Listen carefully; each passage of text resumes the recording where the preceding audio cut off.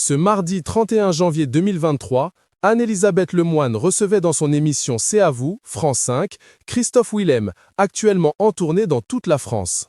Dans son dernier album Panorama, l'artiste aujourd'hui âgé de 39 ans aborde plusieurs thèmes dont le harcèlement scolaire et la sexualité. Ce qui n'a pas échappé au journaliste et chroniqueur Patrick Cohen, qui lui a alors demandé ce qu'il a voulu exprimer dans la chanson J'avance, un titre autobiographique dans lequel il revient sur les injures homophobes vécues au cours de son enfance et son adolescence. L'occasion pour La Tortue, son surnom récolté de sa participation à Nouvelle Star, dont il fêtera les 20 ans lors d'un prime spécial, de parler plus globalement de sa sexualité. Pour chanter ce titre, Christophe Willem a été aidé de Laurent Lamarca, qui lui a demandé de se rappeler de souvenirs douloureux pour écrire la chanson.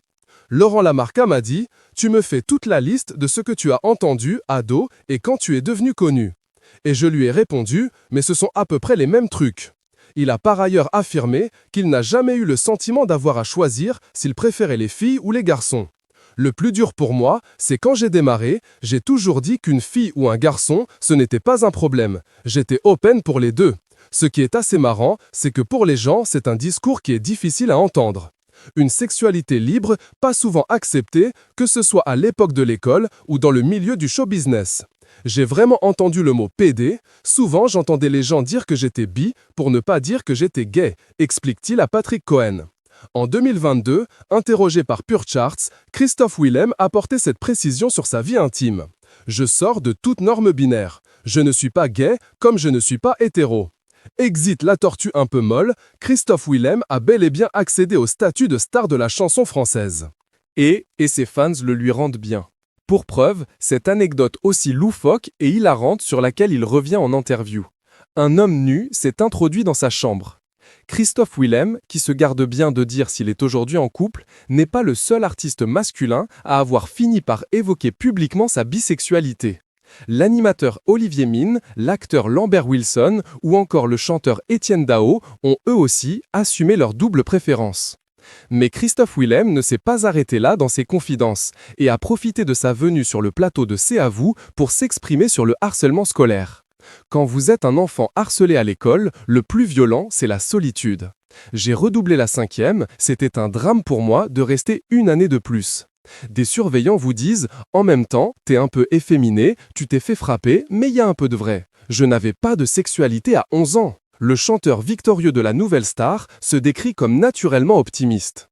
Pourtant, la vie n'a toujours été rose pour Christophe Willem. Il a subi très violemment le harcèlement scolaire pendant sa période collège.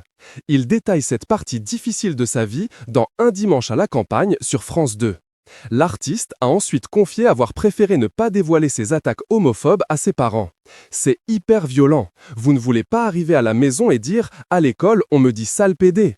Vous inventez tout un tas de trucs. Je disais que j'étais tombé, s'est-il souvenu. Aujourd'hui, la lutte contre le harcèlement scolaire semble toujours dérisoire, comme en témoigne la récente mort du petit Lucas.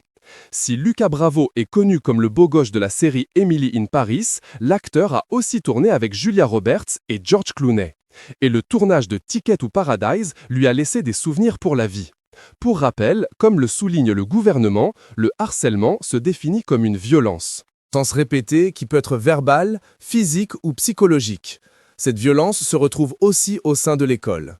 Elle est le fait d'un ou de plusieurs élèves à l'encontre d'une victime qui ne peut se défendre. Un numéro est à disposition en cas de fait de harcèlement, le 30-20.